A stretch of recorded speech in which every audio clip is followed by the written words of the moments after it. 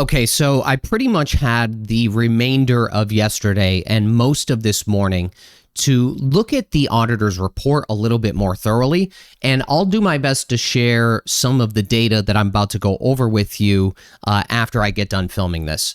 But that's what we're going to talk about today, and I really think you're going to be very surprised at what I say. So here is the brutally honest truth that our auditor, Diana DeZoglio, she pointed this out. And that is from 2019 to 2023. We paid roughly about $5.39 billion through hidden surcharges in our utility bills. That is what happened. And that's roughly about $1 billion or more per year. So for the average family, that's about $350 extra every single year for Mass Save, which translates to roughly around $200 on your electric bill and around $150 per year on your gas bill. So that combined $350 is per year as per electricity and gas. And as I said yesterday, most people never even saw this damn thing because the Department of Public Utilities, which is the regulator that Governor Healy oversees and basically controls, well, they bury these in the delivery charges side of your bill. So that's buried in the delivery side. And in my opinion, if this program was something so fantastic like they make it out to be on TV, which we'll talk about in a couple minutes here, I think that they should put that front and center on your bill. And apparently coming November of 2025, this is going to be the first time that we are actually going to see some line items on your bill itself. So much for transparency, right? Now, what you get back, or I should say, what do you get back for that money? And this is a big one because the state loves to brag all of this billions upon billions of dollars that you're getting back. But technically, it's not 5 billion plus. It's more like 3.7 billion, okay? And that comes in the form of incentives. It sounds like a win on paper, but here's the truth that I would say that they're not saying this out loud. Those incentives are not free money. They are coupons. So if you want to collect the coupons, you actually have to spend thousands of dollars more out of your own pocket to even collect them. So for a rough example, let's say a $5,000 heat pump rebate means you still need maybe between $10,000 or $15,000 up front. Insulation rebates require you to hire a contractor and then front the cash. So yes, $3.7 billion in rebates went out, but it also forced Massachusetts families and businesses to spend an estimated $7 to $11 billion more to access them, okay? That's what is happening here. So you're paying in over $5 billion over 5 years, but you're also paying between $7 to $11 billion on top of that because you are basically paying to receive these coupons. So it's a lot of freaking money, guys. And look at it this way. I'll give you some totals here. The real total flowing out of your wallets isn't necessarily 5.39 billion. It's closer to 10 to 15 billion. That is what's happening. And who has the money to play that game? Guess what? It's the wealthier homeowners in more affluent suburbs. Who doesn't? The renters inside of low-income households and gateway cities, which are the very communities this program was designed to help. And that is not happening at all. I touched on that a little bit yesterday. We'll get more in depth today. Trust me. Now, think about it like this.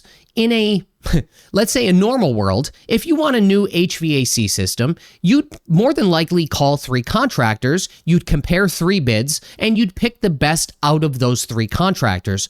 And that competition keeps everybody honest. I was a contractor for 10 years. I know these things. But with Mass Save, what happens is you get pigeonholed, and that pool shrinks into Mass Save approved contractors. And those are the only people that could do the work in order for you to get the rebate. So That's basically the scale already tilting. Now, layer on the psychology of the rebates. So look at it this way. If a contractor says the heat pump is going to cost $15,000, but don't worry, Mass Save will cover $5,000. The customer fixates on their net price of $10,000. So in turn, it feels like you're getting a deal. It feels good to get a deal, even when you're basically getting screwed. And even if the fair market price inside of the market itself is closer to $10,000 in the first place. Does that make sense? So the rebate turns into, let's say, camouflage for inflated pricing. Now, I'm not claiming this could happen, but I am saying there is the opportunity for something like this to happen. Insulation, that's another good example. Let's say insulating your attic costs $4,000. With Mass Save, the contractor tells you, let's say $7,000, but lucky you, Mass Save will cover half. So you'd think you are saving $3,500, but you were actually just upsold an extra $3,000 for the job because the contractor knows that the program will take the sting out of the entirety of the deal. And remember, the state audit shows almost $1 billion or $908 million was pumped into sales, technical assistance, and training between the years of 2019 to 2023. So that is not money that is going back to you. That's money that is funding the entire contractor network or the entire contractor ecosystem, which includes training, marketing, and yes, sales reps whose jobs are to basically close deals by making you feel like you are saving money when you might in fact be overspending, or even worst case scenario, you're getting a lower quality product. I hope that makes sense. And this is not theoretical, guys, because the utility companies themselves benefit when the contractors charge more. And here's why. Bigger jobs means bigger rebate numbers, which makes the entire program look more impressive on paper. The more savings, let's call it, reported, the more energy supposedly reduced. And the utilities, then they get to claim credit for this, okay? And they collect their $238 million in performance bonuses that you're paying for. That is coming out of the third of the money that you are not getting back. So where's the incentive to keep the contractors in check? That's the problem. There isn't one. Everyone in the chain, the utility companies, the contractors, and even the state officials bragging about some kind of impact or benefit of this program when the costs are probably, higher than they should be, it's the ratepayers that are footing the bill. They're footing the bill for the program, then they're footing the bill to be advertised to spend money on the program itself. It's absolutely crazy. This is why the audit hammered on the lack of independent administration. So what that means is when the companies that sell you energy are the same ones that are overseeing the rebates for energy saving upgrades, and then the contractors they approve have pretty much captivated the market. They have a monopoly on this market. It creates the perfect storm where the prices can float higher than they should. Again, I'm not saying this is happening, but what I am saying is that there is opportunity for this to happen, and that is not good because the customers end up walking away thinking like they scored a rebate. But the truth is that they often just paid more upfront to unlock it. It is what it is. That is what's going on here. But as I said earlier, here's the details that really expose the scam itself, and that's the other $1.63 billion. That's the money, the third of the money that is not going back to anybody and is going back to the utility companies and paying for you getting marketed to and all of that other stuff. That's your money.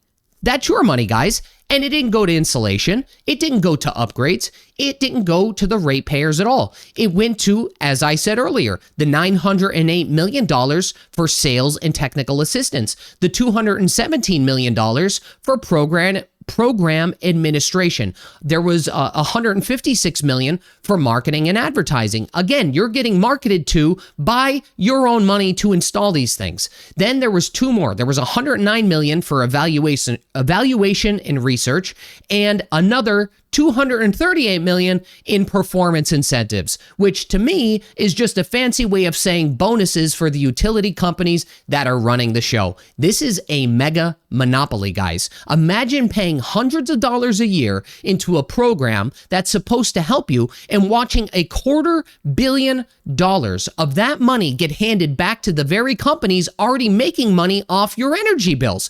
It's absolutely crazy to me. And then using the remainder of that $1 billion to train contractors, to advertise the program back to the very people that are already paying for it, and to collect customer leads that funnel you straight into a closed network of approved vendors who could charge you more because you have no real competition to pick from. That is what's happening. And that is the absolute genius of the scam. That is what's happening. They're using your money not just to run the program, but to build a sales funnel that keeps you spending. Then what the state gets to do is they get to advertise themselves, lowering their carbon footprint. That's what's happening, guys. It's absolutely ridiculous is what it is. And think about this. Nearly $1 billion. $1 billion is spent on sales and technical assistance. It's insane to me. It's insane to me. These people are trying to convince you to sign on to upgrades that cost you more than they should, and then to train the contractors on how to pitch mass save like it's a gift instead of a bill you've already paid for. That's what's happening here. So when you really, really break it down, that missing $1.63 billion, that's not just waste. It's the fuel that powers the machine, and you're paying for that fuel as well and not receiving anything in return on that money. It's how the utilities keep the contractors happy. And I'm not trying to be offensive to contractors here. I was an electrician for 10 years. I know how these things work. And this also allows the state to, again, as I said earlier, they get the bragging rights about the impact of the program and how it's saving energy and saving our climate. Look, I want to save our climate too, but this is not the way to do it, guys, okay? People are getting swindled, basically. This is an absolute boondoggle, okay? And then on top of that, the utility companies seem to be skimming bonuses off the top. And while these utility companies, they cash out, poorer communities, as I said yesterday, they are paying more into this program and getting back less, because the audit shows that residents of environmental justice communities, which are the neighborhoods that, again, politicians love to use as a backdrop in their campaigns, they pay about $90.67 per person into mass save. Non-EJ towns only pay about $60.04. That's a 151% heavier burden on the people that are least able to afford it. The gateway cities, the residents there, they pay $77.76 per person versus the $62.96 elsewhere. And because their incomes are effectively lower, the burden is 3.2 times heavier relative to income. One of all of the 24 gateway cities, only 3, it was Salem, New Bedford, and Peabody, they actually got back more than what they put in. This is a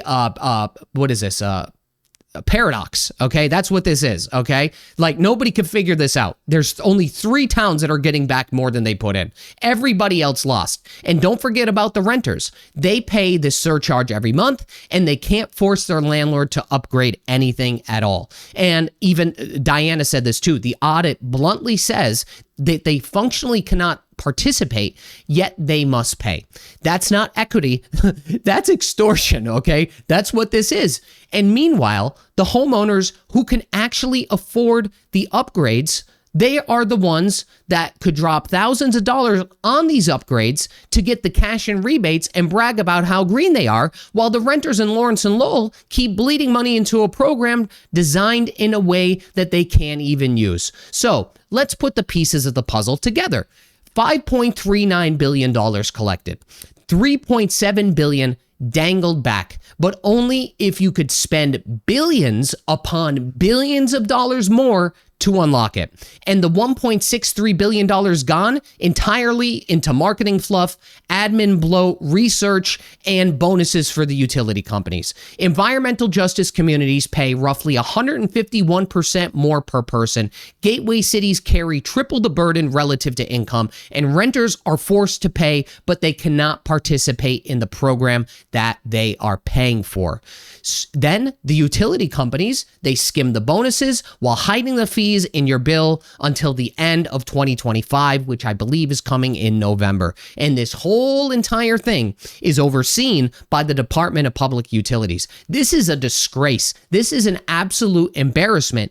And this, again, is the agency that Healy runs with commissioners that she appoints. That's why this is more than just wasteful. It's betrayal. It's not climate justice. It's climate injustice in green packaging that we are paying for, and we are paying to be marketed to, and we are paying billions upon billions upon billions of dollars more every single year to install these things and basically get nothing back. That's what's happening. And the longer that Healy lets this system run, the more she defines herself as the governor who talked about equity while presiding over one of the most regressive programs in the entire state. Because let's be honest, as I said earlier, Mass Save is not saving you, it's saving them.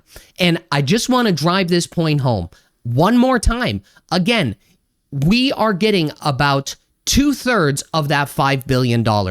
But in order to use that 2/3 of the $5 billion, roughly, let's say $3.5 billion, we need to spend upwards of $7 billion plus. That's what's happening. We need to spend over $7 billion in the term of 5 years on contractors to make these upgrades. So it's effectively forcing you to, not forcing you to use the money, but it is essentially a way that the state could pigeonhole you into using these programs and trick you into thinking that you're getting a good deal. Because as I said, these contractors, when you have, if you have one contractor that is bidding on the job, or maybe two contractors that's bidding on the job, but they're all part of the same program. They all receive the same training. They're all getting the same leads passed around that you paid for, by the way. And by lead, I mean customer, okay? And then what they're doing is it provides an opportunity for them to inflate the prices, and you could get less quality of work, you could get less quality of material, and you're still paying the same amount of money. So what is this program for? Really, think about it. What is this program for? If people have to pay in substantially more to get the benefit of the money out, why even have the damn thing at all? It doesn't make any sense to me. The reason that they're doing this, guys, the reason that they're doing this is for bragging rights, is for the state to say, we spent this much money on this, we gave this much money back, and this is how we're lowering our carbon footprint. They're lowering their carbon footprint by a boondoggle. That's what's happening here. That's my take on this, and I'm sticking to it, okay? That is what it is, and I'll try to edit this video a little bit and put some of the slides on the screen so I could show you exactly how you're losing your money. That's it for today's video, guys. I'll see you on the next one. Bye-bye.